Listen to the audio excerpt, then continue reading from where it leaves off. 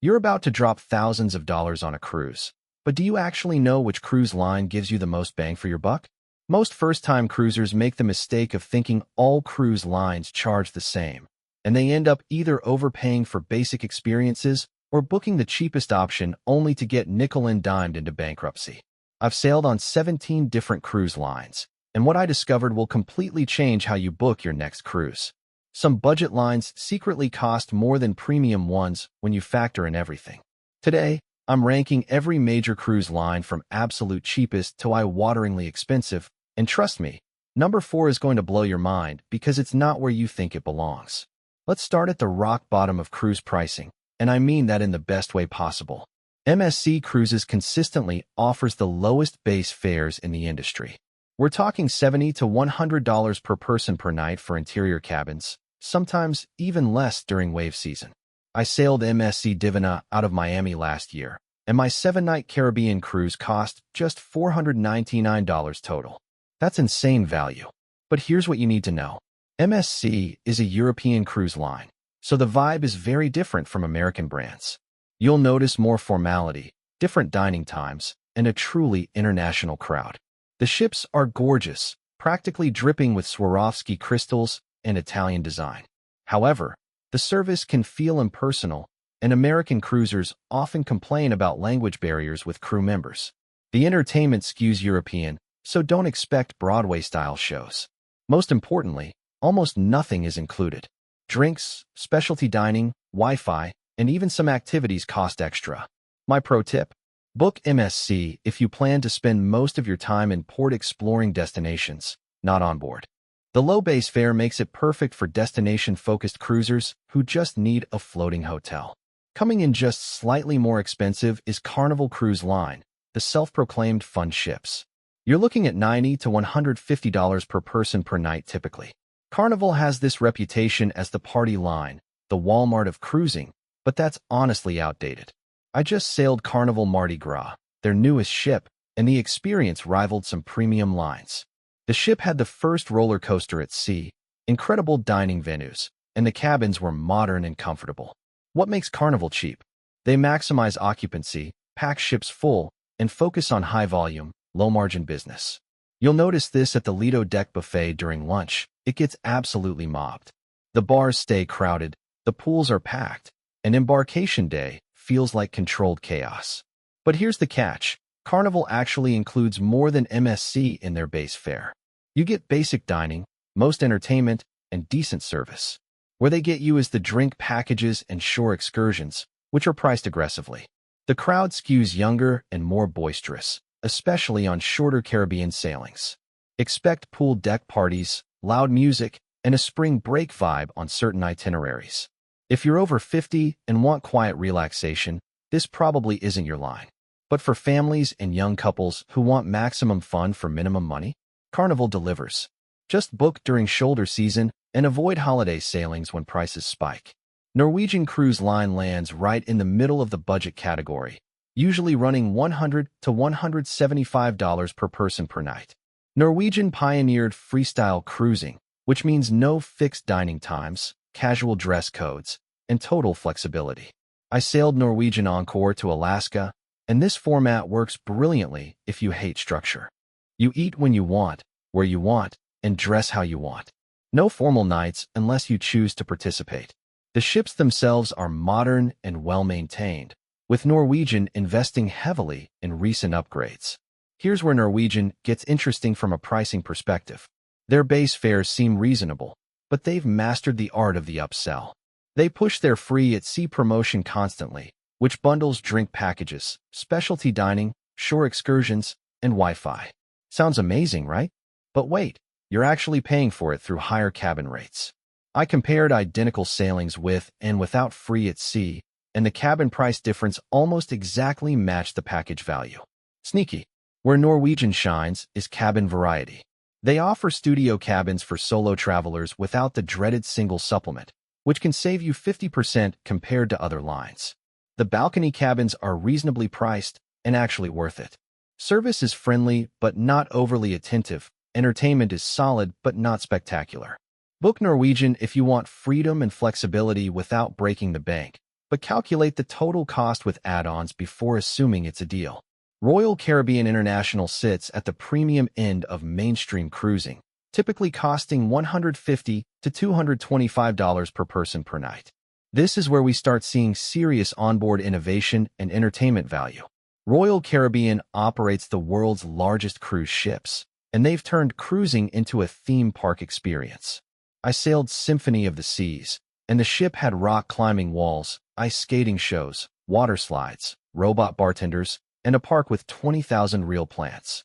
It's absolutely bonkers. The entertainment rivals Las Vegas production shows, with aerialists, divers, and Broadway performers. Aqua shows in the pool are jaw-dropping. Here's why Royal Caribbean costs more. They're investing billions in ship technology and entertainment. But you're getting value for that premium. Unlike budget lines, Royal Caribbean includes fantastic entertainment, multiple dining venues, and higher service standards. The crew-to-passenger ratio is better, so you'll notice quicker cabin service and friendlier interactions. The catch? Specialty dining, drink packages, and Wi-Fi still cost extra, and these add-ons are expensive. A deluxe drink package runs $60 to $80 per person per day. Shore excursions through Royal Caribbean cost double what you'd pay booking independently. The cabins are well-designed but not luxurious. Bathrooms are tiny, and interior cabins can feel claustrophobic. Royal Caribbean works best for active travelers and families who will actually use all the onboard amenities. If you just want to sit by the pool with a book, you're overpaying for features you won't touch. Princess Cruises occupies this weird middle space between mainstream and premium, running $160 to $240 per person per night. Princess markets itself as refined and relaxed, targeting an older demographic who wants sophistication without pretension. I sailed Majestic Princess to Japan, and the average passenger age was probably 55. The vibe is calm, elegant, and focused on destination immersion rather than onboard craziness. Princess invented the balcony cabin category, and they still offer some of the best balcony-to-price ratios in cruising. Their sanctuary is this adults-only retreat at the front of the ship with loungers and healthy food. Absolute bliss. The movies under the stars deck with blankets and popcorn creates magical evenings. Most cruisers don't realize Princess includes significantly more in their base fare than competitors. You get the Captain's Circle loyalty program benefits faster, complimentary afternoon tea, and better initial cabin amenities. The dining is genuinely good, with their specialty restaurants being worth the upcharge. Where Princess falls short is entertainment and activities. Shows are fine but forgettable, daytime programming feels dated, and there's limited excitement for younger passengers or teens. The kids' clubs are small and basic. Princess works beautifully for couples over 45, especially for longer voyages and exotic itineraries like Asia, Alaska, or South America. The longer the cruise, the more value Princess delivers because you're maximizing the refined experience and destination focus. Holland America Line pushes further into premium territory at $180 to $270 per person per night. This is traditional cruising at its finest, and by traditional, I mean elegant, slow-paced, and heavily skewed toward retirees. I sailed Neustatendam, and I'm not exaggerating when I say I was the youngest person in most venues by 20 years. Holland America attracts sophisticated travelers who appreciate fine art, classical music, and enrichment lectures over pool parties. The ships feature multi-million-dollar art collections, and they actually provide guided art tours. The Culinary Arts Center offers cooking classes with professional chefs. Lincoln Center Stage brings chamber musicians on board. This is thinking person's cruising. The cabins are spacious and comfortable, though design-wise they feel a bit dated compared to newer lines. Service is where Holland America justifies the higher price. Crew members remember your name, preferences, and deliver old-school hospitality. The dining room food quality exceeds most mainstream lines, with better ingredients and presentation. But wait, here's the problem for many cruisers. It's slow and formal. Dinner takes 2 hours minimum. Activities feel designed for seniors. The nightlife is practically non-existent. If you're under 50 or traveling with kids, you'll be bored within 2 days.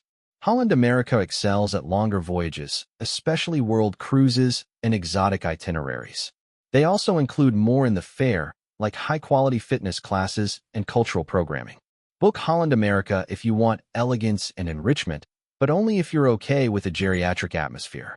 Celebrity Cruises represents the sweet spot for modern luxury at $190 to $280 per person per night. Celebrity calls itself premium, and they've earned that designation through consistent quality across all aspects. I sailed Celebrity Edge to the Caribbean, and the ship's design alone justifies the higher price. The magic carpet platform moves up and down the side of the ship, creating different venues at different times. The infinite verandas and cabins bring the ocean right into your room. The Retreat, their suite area, offers a ship-within-a-ship experience. What makes Celebrity worth the premium is consistency. The food is reliably excellent across all included dining venues, not just specialty restaurants. The main dining room serves dishes you'd expect at upscale restaurants. The buffet, Ocean View Cafe, offers international stations with fresh, flavorful options. Service hits that professional yet warm balance perfectly. Entertainment has improved dramatically with musicians, theatrical performances, and enrichment programs. Most people think Celebrity is just for couples, but that's wrong. They've invested in kids' programs and family-friendly amenities. Here's the catch: drinks and Wi-Fi packages cost a fortune. Sure, excursions are overpriced. The casino is small if you're into gambling. But the base experience delivers incredible value because so much is included and done well. Celebrity works for discerning travelers aged 35 to 65 who want quality without stuffiness, modern design without gimmicks, and excellent service without formality. Disney Cruise Line shatters expectations with pricing, running $250 to $450 per person per night, sometimes even higher. Yes, you read that right. Disney is often double the cost of mainstream lines for similar itineraries. I sailed Disney Wish with my family, and even as someone who understands cruise pricing, I nearly had a heart attack at checkout. So what are you actually paying for? The Disney magic is real, and it's worth understanding before dismissing the price. First, Disney includes way more than any other line. Broadway quality shows featuring actual Disney characters, rotational dining where your servers follow you to different themed restaurants, kids clubs that are more like theme parks, and character meet and greets throughout the day. The attention to detail is obsessive, with hidden Mickeys everywhere and cast members who treat every guest like royalty. The ships are immaculate. Somehow Disney keeps them looking brand new despite heavy use. Food quality rivals premium lines, even at the buffet. But here's what really drives the cost. Disney cruises are in insane demand. They could charge even more and still sell out. Families plan Disney cruises years in advance, and loyalty members book immediately when itineraries open. The target market isn't price-sensitive cruise shoppers. It's Disney fanatics who see cruising as an extension of the parks. Adults without kids often dismiss Disney. But honestly, adult-only areas like the Quiet Cove Pool and Palo Restaurant create peaceful retreats. Book Disney only if you have kids under 12 or you're Disney-obsessed adults. Otherwise, you're paying for entertainment and theming you won't fully appreciate. Virgin Voyages completely disrupts traditional cruise pricing at $200 to $350 per person per night. But with a critical difference, it's adults only and almost all-inclusive. Virgin launched in 2021 targeting millennials who thought cruising was for old people. I sailed Scarlet Lady to the Caribbean, and it felt like a floating boutique hotel mixed with a nightclub. No kids anywhere, just adults looking to party and relax. The base fare includes all restaurants, no main dining room or buffet, just 20-plus eateries serving everything from Korean barbecue to Italian fine dining. Basic drinks, Wi-Fi, and gratuities are included. No nickel-and-diming for everything. The cabins, they call them cabins wherever the ship goes, feature mood lighting, ample storage, and most have standing showers instead of tiny tubs. Entertainment focuses on immersive experiences rather than traditional cruise shows. Here's the truth about Virgin: it's not for everyone. The crowd skews heavily millennial and Gen X. The vibe is trendy, sometimes aggressively so. If you prefer traditional cruising or want to bring kids, Virgin isn't an option. The itineraries are limited mostly to Caribbean and Mediterranean. But for adults aged 25 to 50 who want a modern, inclusive resort experience at sea, Virgin delivers incredible value. The all-inclusive pricing means you actually know your total cost up front, unlike traditional lines where add-ons triple your final bill. Just don't expect traditional cruise features like formal nights, character breakfasts, or shuffleboard tournaments. Oceania Cruises enters true luxury territory at $300 to $550 per person per night. This is where we transition from premium mainstream to genuine luxury with dramatically elevated experiences. Oceania focuses obsessively on culinary excellence and destination immersion. I sailed Marina through the Mediterranean, and the food alone justified the price. The main dining rooms feature menus designed by master chef Jacques Pepin, and the execution rivals Michelin-starred restaurants. The specialty restaurants, which are included, serve some of the best meals I've had anywhere, not just at sea. Oceania pioneered destination-focused cruising with longer port stays, overnight stops, and immersive shore excursions. Instead of 4 hours in Barcelona, you get 10 hours or even overnight.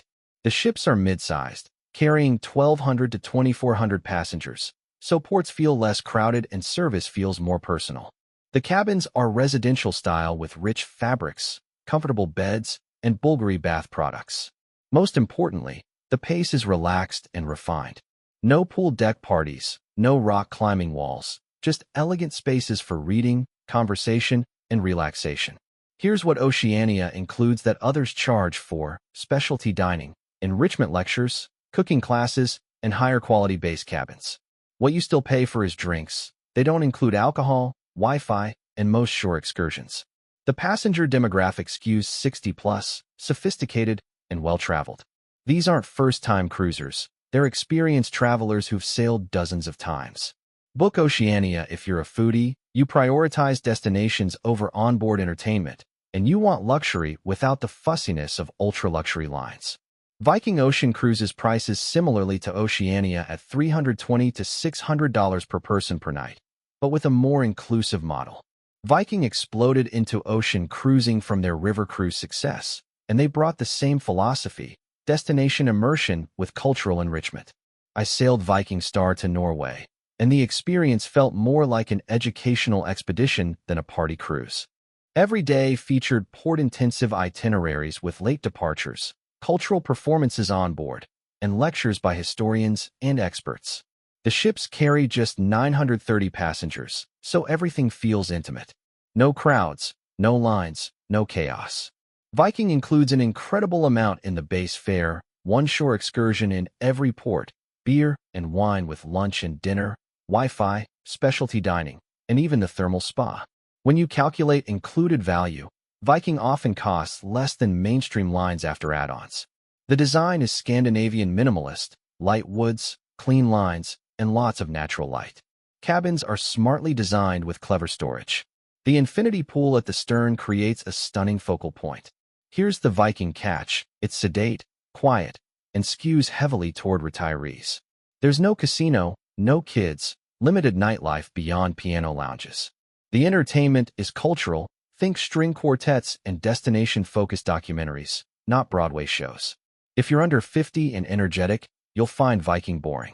But for mature travelers who want learning and exploration, Viking delivers extraordinary value and experience. The included shore excursions alone can save you $2,000 or more on a 2-week sailing. Regent Seven Seas Cruises pushes deep into luxury at $450 to $900 per person per night. But here's the game changer: it's truly all-inclusive. Regent's tagline is the most inclusive luxury experience, and they actually deliver on that promise. I sailed Seven Seas Splendor through Alaska, and from the moment I booked, everything was included. Round-trip business-class airfare, unlimited shore excursions, premium drinks, specialty dining, gratuities, Wi-Fi, even laundry service. You literally don't open your wallet once on board except for spa services and shopping. The ships are mid-sized luxury vessels carrying under 750 passengers. Suites, not cabins. All accommodations are spacious suites starting at 300 square feet. My veranda suite had a marble bathroom, walk-in closet, and Egyptian cotton linens. The service is impeccable, with crew members anticipating needs before you ask. The dining rivals top restaurants globally, with multiple gourmet venues included. The shore excursions are unlimited, meaning you can take multiple tours in each port without additional cost. The passenger experience is elegant and refined without being stuffy. Most cruisers don't realize Regent often costs less than premium mainstream lines once you add up all the extras. A Royal Caribbean cruise might list at $2,000 per person, but after drink packages, Wi-Fi, specialty dining, and tours, you're at $5,000. Regent might list at $6,000, but that's your total cost with business class flights. The demographic is affluent retirees and successful professionals aged 55 plus who value effortless luxury. Book Regent if you hate nickel and diming, you want genuine luxury, and you appreciate knowing your total cost up front. Seabourn Cruise Line competes at the same luxury level as Regent, running $500 to $1,000 per person per night, with similar all-inclusive features. Seabourn is owned by Carnival Corporation but operates in a completely different universe. These are intimate luxury ships carrying just 450 to 600 passengers. I sailed Seabourn Ovation, and the experience felt like a private yacht charter with a few hundred close friends. Every guest receives personalized service, crew members know your name within hours, and attention to detail borders on obsessive. Seabourn includes premium drinks, fine dining, Wi-Fi, gratuities, and many shore excursions. The suites are genuinely spacious, starting at 300 square feet with ocean views. The Winter Garden is this stunning glass-enclosed lounge at the bow where afternoon tea service feels like an elegant ritual. The grill restaurants on newer ships serve some of the best steaks at sea. What makes Seabourn special is the yacht-like atmosphere. The ship feels exclusive and refined. Marina days feature the famous caviar in the surf beach party where crew members wade into the water serving champagne and caviar. It's delightfully over the top. Entertainment is intimate, maybe a pianist or small ensemble, not big production shows. The itineraries focus on less visited ports and unique destinations. Here's the truth though, Seabourn and Regent deliver very similar experiences at similar prices. Choosing between them comes down to ship size preference, specific itineraries, and personal taste. Both deliver exceptional luxury and value for travelers who can afford the premium. Just understand you're paying for exclusivity, refinement, and effortless elegance. Silversea Cruises operates at the pinnacle of luxury cruising, with pricing from $600 to over $1,500 per person per night, depending on suite category and itinerary. Silversea offers both classic luxury ships and expedition vessels, all with suite-only accommodations and butler service for every guest. I sailed Silver Muse through the Baltic, and having a personal butler transformed the cruise experience completely. My butler unpacked my luggage, made dining reservations, pressed clothes, served afternoon tea in my suite, and even booked spa appointments. The suites are residential-style spaces with separate living areas, marble bathrooms, and walk-in closets.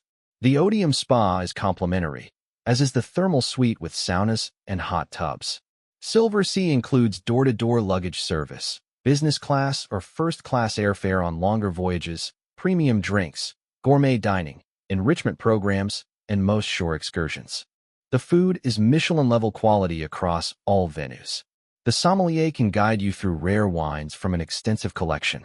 What justifies Silversea's astronomical pricing is the combination of intimate ships, carrying 300 to 600 passengers, expedition capabilities for places like Antarctica and Galapagos, and utterly flawless service. Most people don't realize Silversea pioneered expedition cruising to extreme destinations with luxury accommodations. Their expedition ships have zodiacs, kayaks, and expert guides, but also butler service and champagne. The demographic is wealthy retirees and ultra-high net worth travelers who want the absolute best regardless of cost. Book Silversea only if money truly isn't a concern and you want bragging rights to the finest cruise experience available. So there you have it, every major cruise line ranked from budget-friendly to bank account-draining luxury. The key takeaway is this: expensive doesn't always mean better for your specific needs, and cheap doesn't always mean good value. MSC might be perfect for your European destination-focused cruise, while Silversea would be wasted if you just want Caribbean beaches. Before booking, calculate your total cost including add-ons, not just the base fare. That cheap Carnival cruise becomes expensive when you add drink packages, Wi-Fi, and tours. That pricey Regent cruise becomes reasonable when you realize literally everything is included. Think about your travel style. Are you active or relaxed? Do you want learning or partying? Formal or casual? Match the cruise line to your preferences, not just your budget. If you found this ranking helpful, smash that like button and subscribe for more cruise insider content. Drop a comment telling me which cruise line you're booking for 2026 and why. And if you want to know the biggest cruise mistakes that waste money, check out my next video where I reveal the hidden fees cruise lines don't want you to know about. See you on the high seas.